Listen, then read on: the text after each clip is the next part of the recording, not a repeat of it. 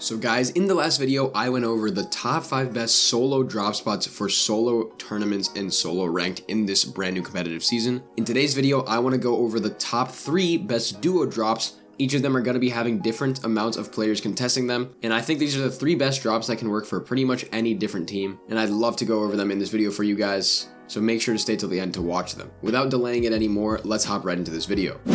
Now, I want to start off by going over the gas station in the mini castle split. Now, this is a duo drop spot that I have gone over in the past a couple of different times. However, with the brand new map update, this one has been updated and has changed quite a bit, with a lot more loot being added to certain parts of it. Now, in terms of the general stats of the gas station and mini castle split, it's going to be having 17 chests, a vault in which you guys can loot, 10 slap barrels, 1 slurp truck, 1 vending machine, 2 hollow chests, 5 slurp barrels, and there's going to be plenty of materials in the area from the trees, the stones around the area for you to get brick, and then metal structures at the gas station. In this list for drop spots, I tried to include places that have quite a bit of metal, considering that metal is really important in the duo game modes. A lot of people are going to be asking for how to get the metal, and I think that these are generally the best ways for you guys to actually get them. Another really important part of duos is actually making sure that when you land at this certain POI, you're able to land there and then win and survive off spawn. Now, if you guys are landing at this drop spot and you are contested, I would recommend that you land together. I'd recommend that you guys both try to land the castle, as there is more loot generally concentrated in that area. There's going to be a lot more opportunity for you guys to max out on shield, and you're generally going to have a bit of an elevation advantage on the opponents down below at the gas station. That's the general way I would recommend you guys land here if you are being contested. However, if you're not, I would recommend you guys follow this specific splitting and loot route. Now, one person is going to be landing at the castle and looting the area, and then they're going to farm and rotate over to the gas station in sort of a circle pattern. The second person is going to land at the slurp truck near the gas station,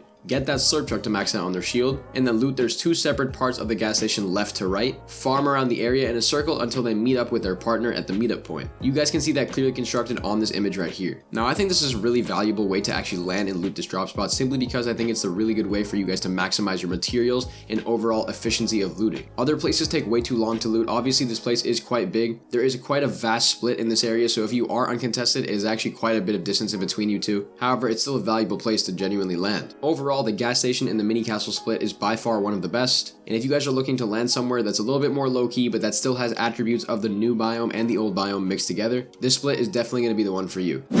Now, moving on to the second split, this is going to be the CAPIC Cove and Cabin split. Now, this is located once again partially in the new biome and partially in an old biome. In terms of the stats of this drop spot, it's going to be a quite stacked place, having a little bit more loot than the previous one and a bunch of different attributes. CAPIC Cove and the cabin split is going to be having 18 chests, 2 slurp barrels, 1 hollow chest, 4 slurp plants, which are a new addition to the game, also 2 coolers, and in terms of the materials in the area, you're going to be getting plenty of materials from the trees, you're going to get brick from the stones around the area, and then you can get metal really close by in the snow biome in those different buildings such as Brutal Bastion, or you can just look around for the Frosty Flights types buildings. Now, once again guys, if you are contested in this drop spot, you are at quite a big split, so it's important that you guys plan accordingly. I'd recommend that if you are contested, you try to land on the higher ground at the cabin and then loot that general area.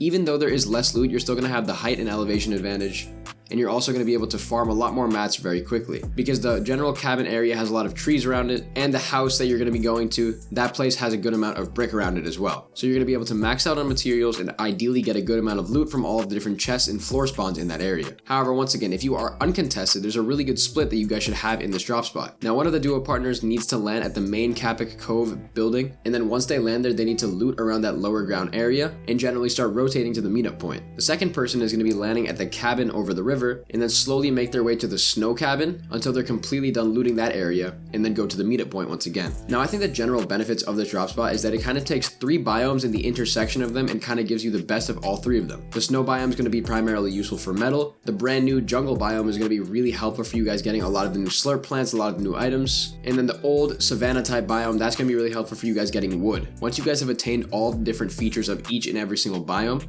then you guys can go to the meetup point and then go on your way. Make sure you guys get metal by rotating somewhere nearby in the snow biome. That is important. But CAPIC Cove and the cabin split is definitely a good option for those of you that want to land somewhere a little bit more central, a little bit more easy to rotate from, and somewhere that's a really solid place to actually perform and pop up in these competitive duo events. And of course, last but not least, the one POI that I do like to go over for these drop spot videos, this is going to be Lonely Labs. Now, a lot of you guys might be thinking, why didn't I include a drop spot from the brand new biome that got issued with this new season? And the main reason for that is because even though there is new biomes and brand new POIs inside of these brand new seasons, I don't like to include them always because sometimes they're way too contested for not enough return. The new POIs are quite good, however, they really don't have much more than just chests and materials.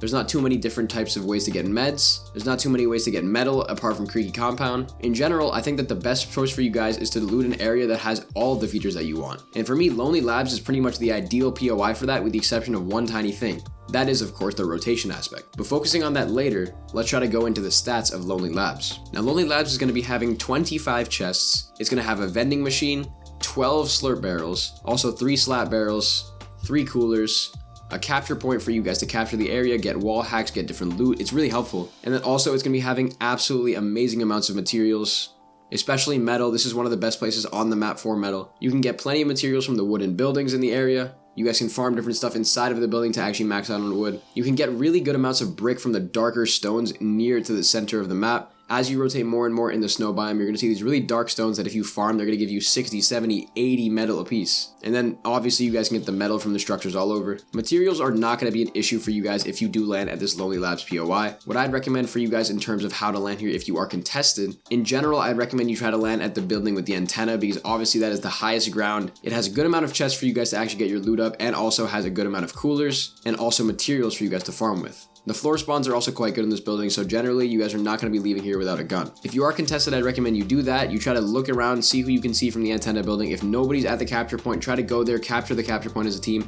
get your wall hacks, and then win the off-spawn fight. However, if you guys are uncontested, there's a very specific way I'd recommend you loot this POI in order to make sure you rotate early and don't get caught in storm. I'd recommend one person lands at the building with the antenna and rotates clockwise. Basically what that means is that they're going to be doing a slight rotation around the drop spot in which they go through the antenna building and then through the side building and then through the main building. The second person is going to be landing at the northernmost building and then rotating clockwise as well, except skipping the main building. They're going to be going down to the bottom building and then looting the area near the capture point. Ideally, the person who's looting at the antenna building and then rotating clockwise, that person's going to be taking a lot longer. But what that can mean is that the person who's rotating in the other way, landing at the northernmost building, they can try to get max materials as quick as possible as well. That's the general way that I would recommend you guys try to land and play this POI.